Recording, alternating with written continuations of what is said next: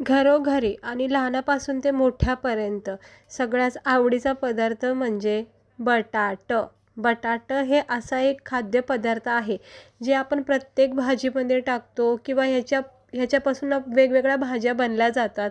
ते इकडे बघू शकता. अगदीच भाजीला घरामध्ये काय नसेल ना, तर अशा वेळेस ना तुम्ही बटाट्याची अशी झणझणीत चमचमीत ही रस्साभाजी बनवू शकता. सगळ्यांच्याच आवडीची ही बटाट्याची रस्साभाजी तयार होती. इकडे बघू शकता. मस्त अशी झमझमीत चणचणीत, कोणतंही वाटण नाही केलं, अगदी सिंपल पद्धतीने पण दाटसर अशी ग्रेव्ही असलेली ही बटाट्याची रस्साभाजी बनवलेली आहे. याला तुम्ही भाकरीसोबत, भातासोबत एकदम छान लागते. तर चला बघून घेऊया आपण याला लागणारं साहित्य, बनवायची कृती. तर इकडे मला थोडीच भाजी बनवायची, त्यामुळे ना मी इकडे 3 बटाटे घेतलेत बघा. जरा याला असं पाण्यामध्ये ठेवते, म्हणजे कसं वरची जी थोडीशी माती वगैरे असते ती सगळी निघून जाईल आणि मग स्वच्छ धुवून काढायचं. जरा साईडला ठेवून घेऊया, तोपर्यंत आपण दुसरी तयारी करूया. तर आता या भाजीसाठी फक्त मी कांदा टमाटर बारीक चिरून घेतलं आहे. कोणतं वाटण नाही करायचं, काहीच नाही, अगदी सिंपल भाजी पण मस्त लागते. तर कढईमध्ये तेल तापत ठेवलं आहे.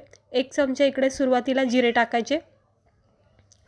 थोडेसे जिरे तडतडून झाले की मग आपण याच्यामध्ये कांदा टमाटर जे बारीक चिरून घेतले ना ते याच्यामध्ये टाकून घेऊया, परतून घेऊया. हे असं एक छोटासा बारीक चिरलेला कांदा घेतला आहे आणि बारीक चिरलेलं टमाटर ह्याच्यामध्ये टाकून घेऊया. आता हे कांदा टमाटर जिऱ्यासोबत आपण परतून घेऊया. हे थोडंसं जरा याचा कच्चापणा जाईपर्यंत परतून घ्यायचं आणि मग थोडंसं परतून झालं की याच्यामध्ये अद्रक लसूणचा कूट किंवा अद्रक लसूणची पेस्ट टाकायची. छान चव येते रश्श्याला. तर मी इकडे अद्रक लसूणची पेस्ट टाकते, अगदी अर्धा चमचा, जास्त नाही टाकायची. हे असं जरा कांदा टमाटर परतून द्यायचं. थोडंसं परतून झाल्यावरच मग अद्रक लसूण टाकायचे.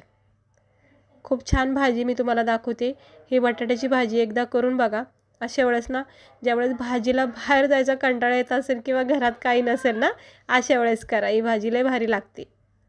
आता इकडे मी अद्रक लसूण टाकले अर्धा चमचा आणि हे सुद्धा आता मिक्स करून घेऊया. ह्याने छान असा सुगंध बघा किती मस्त, लगेच अद्रक लसूणचा जो फ्लेवर असतो ना एकदम असा पसरला जातो आणि याने पण एक छान चव येते प्रत्येक भाजीला. आता हे आपलं अद्रक लसूण कांदा टमाटर चांगलं परतून घ्यायचं आणि थोडंसं परतून झालं की मग आपण याच्यामध्ये बेसिक मसाले टाकायचे. ही रस्साभाजीनं अजिबात कुठलं वाटण आपण करत नाही, काय नाही, सिंपल पद्धतीने करते, पण दाटसर आहे, ग्रेव्हीबाज आहे. थोडंसं हे परतून झालं की याच्यामध्ये आपण 1 चमचा हळद टाकायची, 1 चमचा गरम मसाला पावडर, 1 चमचा धना पावडर आणि आवडीनुसार लाल तिखट टाकायचं. तर इकडे मी 2 चमचे लाल तिखट वापरलेलं आहे. त्यानंतर आता चवीनुसार मीठसुद्धा इथे टाकून घ्यायचं, धना पावडर टाकून घ्यायचं. हे बेसिक आपले रोजचे मसाले आहेत. हे सगळं टाकून घ्यायचं आणि व्यवस्थित याला एकजीव करायचं आणि याला चांगलं स्लो गॅसवर झाकण ठेवून परतून घ्यायचं. जितकं चांगलं हे परतलं जाईल ना तितकंच भाजीच्या रश्श्याला एकदम छान चव येते. हे बघा सगळे मसाले कसे एकजीव झालेले आहेत. कांदा टमाट्यासोबत अद्रक लसूणची पेस्ट टाकली, जिरे आहेत, छान एक फ्लेवर येतो. आता झाकण ठेवायचं आणि अगदी स्लो बारीक गॅस करायचा. तोपर्यंत आपण हे बटाटे स्वच्छ धुवून आणि मग सोलून घ्यायचे आणि मग याला कटिंग करूया. अगोदर मी स्वच्छ धुवून घेते, कसं माती वगैरे असते ना बटाट्याला, त्यामुळं जरा व्यवस्थित धुवून घ्यायचे. हे बघा मस्त व्यवस्थित धुवून घेतलेले आहेत. आता हे सगळं पाणी फेकून द्यायचं आणि आता आपण हे बटाटे स्वच्छ कट करून घेऊया. हे सगळं वरचं साल काढायचं किंवा तुम्ही सालसुद्धा ठेवू शकतात, त्याच्यामध्ये सुद्धा चांगले गुणधर्म असतात. म्हणजे पूर्वी असेच बटाट्याचे साली वगैरे ठेवूनच भाज्या बनल्या जायच्या.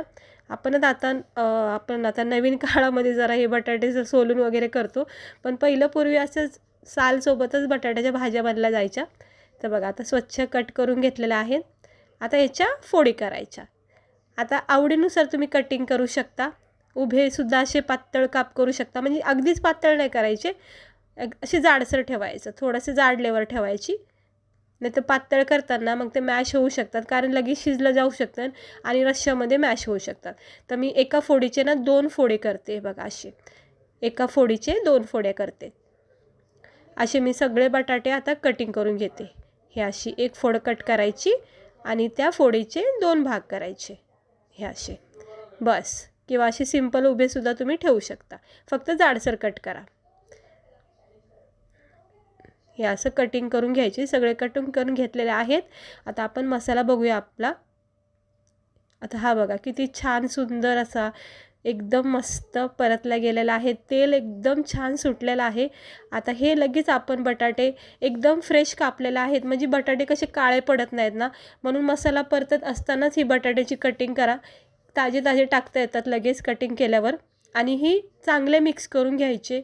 हे बघा बटाट्याला ना प्रत्येक फोडीला ह्या मसाल्याची कोटिंग लागली पाहिजे, म्हणजे पॅक झाला पाहिजे हा मसाला बटाट्याला.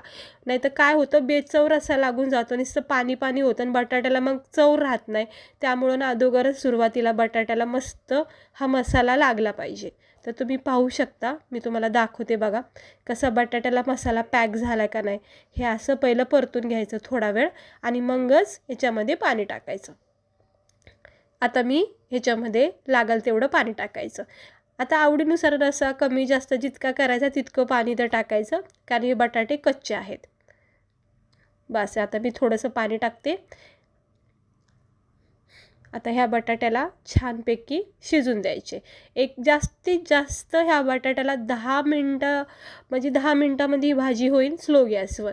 खूप छान भाजी होते. आता झाकण ठेवायचं. आता काय करायचं, आपल्याला ह्या ग्रेव्हीला दाटसरपणा येण्यासाठी ना लसूण शेंगदाण्याचा कूट इकडे वापरते मी.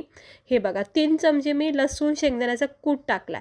ह्या कूट जो टाकला ना त्यामुळं काय होतं, ही जी ग्रेव्ही आहे ना ती दाटसर होती, छान चव येते रश्श्याला. अगदी गावरान पद्धतीचं हे रस्सा तयार होतो. तर तुम्ही पाहू शकता मी इकडे लसूण शेंगदाण्याचा कूट टाकला. वरून आता थोडी कोथिंबीर टाकते. आणि हे बघा आपला भाजीचा रश्श्याचा रंग तुम्ही पाहू शकता. हा रंग बघा, ही तरी बघा किती सुंदर वाटते का नाही. एकदम छान अशी तरी आली आणि किती भारी रंग आला आहे रश्श्याला. आता उकळी यायला सुरुवात झालेली आहे. स्लो गॅस ठेवला आहे. झाकण ठेवायचं आणि खळखळून उकळी येऊन द्यायची जोपर्यंत बटाटे शिजत नाही. अगदी गाळ शिजवायचे नाहीत, फक्त आपल्याला खाता येतील इतके शिजून घ्यायचे. बघा कशी खळखळून उकळी फुटली. आणि लसूण शेंगदाण्याचा जो फ्लेवर दिला ना आपण याच्यामध्ये, जो कूट टाकला ना, त्याची अप्रतिम चव लागते बरं का ह्या भाजीला. हे बघा दाटसर ग्रेव्ही तयार होती त्याने. आता असं स्लो गॅसवर याला ठेवायचं अजून 2-4 मिनटं आणि मग ही आपली परफेक्ट भाजी तयार झाली बघा.